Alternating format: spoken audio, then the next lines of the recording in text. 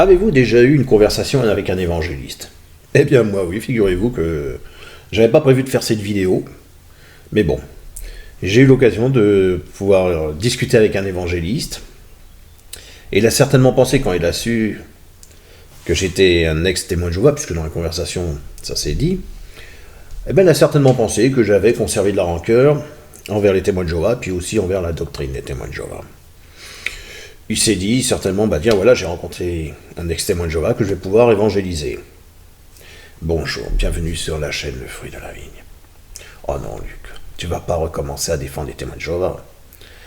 Prends position une fois pour toutes, il faut les détruire.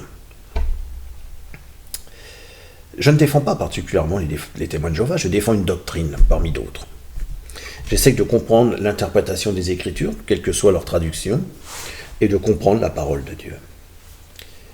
Et si on se dit témoin de Jésus, comme beaucoup le disent, eh bien, on ne fera pas l'amalgame qui est comme fait parmi les témoins de Jésus lorsqu'il parle de la colère de Jésus lorsqu'il a retourné les tables du temple.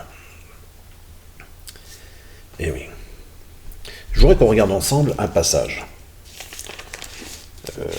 Ce passage, c'est dans le livre de Jean.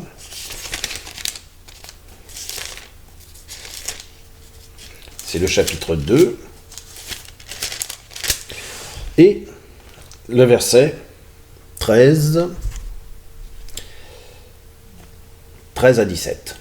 Nous allons écouter et lire ensemble. Or, la Pâque des Juifs était proche, et Jésus monta à Jérusalem, et il trouva dans le temple ceux qui vendaient des bovins et des moutons et des colombes, ainsi que les changeurs d'argent sur leurs sièges. Alors, après avoir fait un fouet avec des cordes, il chassa hors du temple tous ces hommes, avec leurs moutons et leurs bovins, et il répandit les pièces de monnaie des changeurs et renversa leurs tables. Et il dit à ceux qui vendaient les colombes, « Enlevez ces choses d'ici, cessez de faire de la maison de mon père une maison de commerce. » Ses disciples se rappelèrent qu'il est écrit, « Le zèle pour ta maison me dévorera. » Voilà. Donc, vous l'avez vu comme moi. Donc, il y a quand même quelques passages à bien retenir. Est-ce que Jésus vraiment a montré de la colère? Non. Jésus a montré de la ardeur. On le voit, hein, au verset 15. Alors, après avoir fait un fouet avec des cordes. Quand vous êtes en colère, vous avez le temps de fabriquer un fouet avec des cordes, vous? Non, vous prenez ce qu'il y a sous la main, vous cognez. Donc, il avait fait un fouet avec des cordes. Ça veut dire qu'il était en observation. Il observait ce qui est en train de se passer. Et ce qu'il voyait, c'était pas beau à voir. Il s'est rendu compte que des gens mettaient 3-4 jours pour venir. Donc ils ne pouvaient pas amener leurs animaux avec eux, hein, pour le jour de la Pâque. Donc ils achetaient les animaux sur place. Et comme ils achetaient sur place, les autres en profitaient pour vendre et faire monter les prix. Et oui, voilà du trafic. Et donc du coup, il a montré de la ardeur. Et c'est pour ça qu'à la fin, hein, au verset 17, ses disciples se rappelèrent qu'il est écrit « Le zèle pour ta maison me dévorera ». Et oui, c'était du zèle et pas de la colère, tel que beaucoup en parlent. Souvent, quand on me dit sur Jésus, pardon, oh là là, il s'était énervé là. Non, non, non, il a montré de la ardeur, du zèle, ce qui n'avait rien à voir avec la colère, comme vous pouvez le penser. Et pourquoi je dis ça? Parce que, pour revenir à ce charmant évangéliste, hein, qui était gentil comme tout, il n'y a pas eu de problème, et comme il savait que j'étais ex-témoin de Jéhovah, donc du coup, il est venu à me parler des 144 000 membres au moins, qui serait témoin de Jéhovah. Il dit oui. Il me dit pourtant, si on observe la Bible, donc il m'a pris le livre de Révélation, c'est chapitre 7 et le verset 4, pour que je le lise. Bon, je l'ai lu sur sa Bible à lui, je vais prendre celle-là, hein, c'est pas que j'avais pas de Bible sur moi. Verset 4. Et j'ai entendu le nombre de ceux qui ont été scellés, 144 000 scellés de toutes les tribus des fils d'Israël. Wow. Le mec, il me dit, voyez, il dit, et alors, qu'est-ce que je dois en comprendre? Eh bien, il me dit, si les membres au moins témoins de Jéhovah appartiennent, pour ceux qui sont membres au moins, aux 144 000, ils ne sont pas juifs. Donc, il y a une erreur dans la doctrine des témoins de Jéhovah.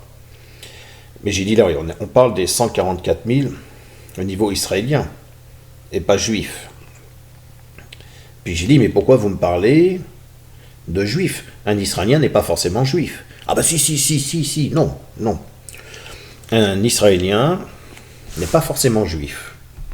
Il peut avoir des traditions, comme la circoncision. Regardez, les musulmans, ils font la circoncision, ils ne sont pas juifs.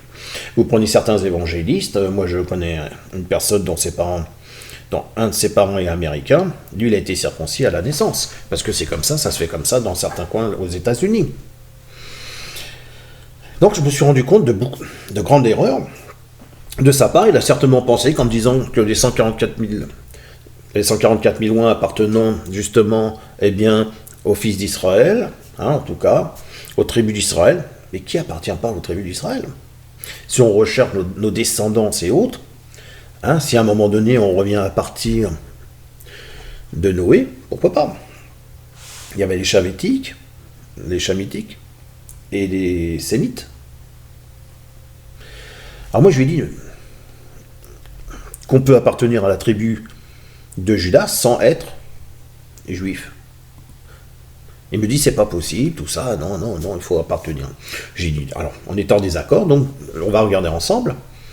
On a parlé, puisque Jésus, étant donné qu'il était le roi des Juifs, d'accord, il était descendant de la tribu des rois, c'est-à-dire de la tribu de Juda. Quand on parle des Juifs, on parle des Judéens. Les Judéens, c'est ceux qui descendent de la tribu de Juda, et après certains venaient se rattacher à cette tribu-là. Donc, je n'ai pas été tourné par quatre chemins, on a parlé de David. Donc voilà, David, je lui dis, appartient à la maison, donc dynastie maison de David. Donc il a son père il s'appelle Jessé. Donc je suis allé voir qui est Jessé, donc je vais expliquer. Jessé, il est de nationalité israélite de la tribu de Juda, d'accord, et son père était Obed. Donc qui était Obed? On nous dit c'est un personnage biblique évoqué dans le livre de Ruth. Il est le fils de Boaz et de Ruth. Donc qui est Boaz? Voilà. Boaz, dans la Bible, sa retranscription, tout ça, on nous explique un certain nombre de points. Donc on n'ira pas trop loin à ce niveau-là. Mais ce qui nous intéresse, c'est Ruth. Puisque c'est dans le livre de Ruth. Qui est Ruth? Ruth, donc conjoint Boaz, enfant Obed. Ruth est une Moabite et l'épouse de... entre-temps. Mais là, elle est Moabite. Je pensais qu'elle était israélienne. Pas du tout. Vous voyez? On le retrouve aussi là. C'est un personnage dont l'histoire est relatée dans le livre de Ruth, qui est classé parmi les... Voilà, lieu de naissance, royaume de Moab. Elle n'a jamais été israélite. Et pourtant, ce que je me rends compte, c'est que ce que je disais à cet évangéliste, il faut faire attention lorsqu'on interprète. Il me dit non, c'est marqué noir sur blanc, bon. De toute manière, j'aurais pas pu le convaincre s'il y a une erreur de ma part ou de la sienne. Il était persuadé, il avait la Bible, forcément, il ne croit qu'en ce qui est écrit dans la Bible. Vous avez beau, j'ai essayé de vouloir lui expliquer un petit peu l'histoire, des Juifs après entre Jéroboam Ier, qui était roi d'Israël, et Roboam, fils de Salomon, qui était roi de Juda. La dispersion des 12 tribus, 10 d'un côté, 2 de l'autre. J'ai essayé d'en discuter, mais je me suis rendu compte qu'il était dans sa doctrine, tout simplement. Donc j'ai dit, pensez ce que vous voulez. Eh bien, j'observe que ce qui se passe dans le christianisme moderne, c'est que rapidement, il y a certaines significations, on va dire bibliques, qui ne sont pas nécessairement celles des autres. Moi, je l'ai vu par rapport à sa doctrine et la mienne, bien que la doctrine des témoins de Jéhovah ne soit pas spécialement la mienne, mais c'est une que j'ai étudiée parmi d'autres. Donc, tel groupe va se réclamer d'une certaine école de pensée, tandis qu'une autre va se ranger derrière aussi une bannière, protestante, catholique, etc. Nous retrouvons, par exemple, le calvinisme qui est en opposition avec les arméniens, ou même lorsque j'avais fait une vidéo sur le problème de l'aspersionniste par rapport à l'immersionniste, certains disent que c'est par aspersion, d'autres que c'est par immersion. Que dire par opposition, oui, pour mentionner cela. Donc, on est tous à lire la Bible, mais on n'a pas tous la même traduction. On n'a pas tous la même version, Et cela nous cause vraiment des ennuis, puisqu'on le voit. Donc pourquoi autant de divergences envers tous les croyants?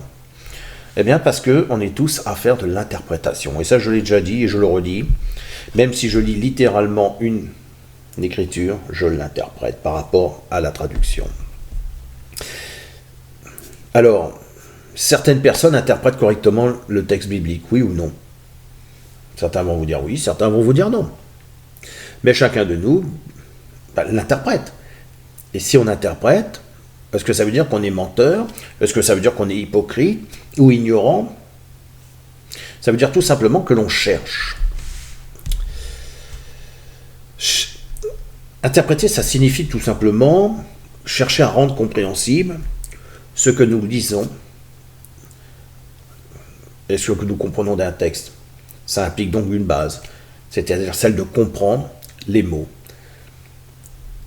qui sont inscrits dans une écriture. Il est impossible de lire la Bible, je dirais, sans l'interpréter. Ce sera un contresens pour moi. Alors, il est vrai, vous allez me dire, certains ont la tradition, certains n'ont pas la tradition, certains ont tout simplement une Bible, et ils lisent la Bible sans magistère. Et oui, mais je vois quand même aussi les erreurs, parce qu'il faut tenir compte de l'histoire. Il faut tenir compte de l'histoire, c'est pour ça que quand je vais faire ma vidéo sur le poteau ou la croix avec Arnaud Dumouche, prochainement sur une vidéo, il faut tenir compte de l'histoire aussi. Donc ce n'est pas que cet évangéliste ne comprenait rien, pour moi il était vraiment éloquent dans sa manière de s'exprimer. Mais il était aussi pointu. En fait, quand tu tombes sur un témoin de Jéhovah, il n'y a que sa doctrine. Quand tu tombes sur un témoin de Jésus, il n'y a que sa doctrine. C'est la même chose. Hein. Voilà. Alors, c'est pas qu'ils comprennent rien, mais c'est qu'ils sont vraiment pas attentifs et ne sont pas dans l'observation. Ils considèrent qu'un texte est uniquement sa façon d'après l'influence qu'il a reçue dans sa doctrine ou par son pasteur, ou dans l'organisation. Et que ça l'a expérimenté, et donc il a son opinion. Il n'a pas un point de vue, il a son opinion. Et là, moi, la personne qui m'a parlé avait son point de vue. Au départ, c'est ce que j'ai pensé, je me suis rendu compte qu'il avait son opinion. Donc il m'a conseillé d'aller voir son pasteur, de pouvoir discuter. J'ai dit, je discute avec vous, j'ai pas besoin de voir votre pasteur. Après, il y a plusieurs formations doctrinales, différents groupes qu'on peut côtoyer, ça existe à l'époque de Jésus. J'ai dit, il y avait pas beaucoup il y avait deux grandes écoles de pensée ou rabbiniques, et puis pourtant il y avait beaucoup plus d'influence. Il y avait des personnes qui pensaient différemment. J'ai dit, si je prends le début de la Bible, il y avait déjà des personnes qui se convertissaient au judaïsme sans appartenir au peuple, pour autant, mais ils se convertissaient et devenaient. Et ça s'est fait tout le long. Même à l'époque de la Pâque, il y avait des gens, des Romains, qui à l'époque, s'étaient convertis au judaïsme et allaient à la Pâque juive. Il y avait des Crétois, il y avait des Arabes. Voilà, c'était pour dire, faites attention quand vous utilisez les Écritures, faites attention. Il n'y a pas une doctrine mieux que l'autre. De toute manière, toutes ces doctrines-là, elles seront confondues lorsque le jour que Jésus viendra. Il est clair qu'il va nous mettre face à face avec ce que nous disons. Donc faites attention quand vous utilisez des propos comme ça. J'en parlerai aussi avec la vidéo d'Arnaud Dumouche, quand on parlera du poteau de la croix. Je parlerai de deux points que beaucoup utilisent contre l'organisation du témoin de Jéhovah pour dire « la Bible a raison ». Je vous dis, faites attention. Soyez prudents et ne partez pas comme ça sur des choses sans connaître. Étudiez avant. Voilà, c'était tout. Je vous dis à bientôt pour une prochaine vidéo.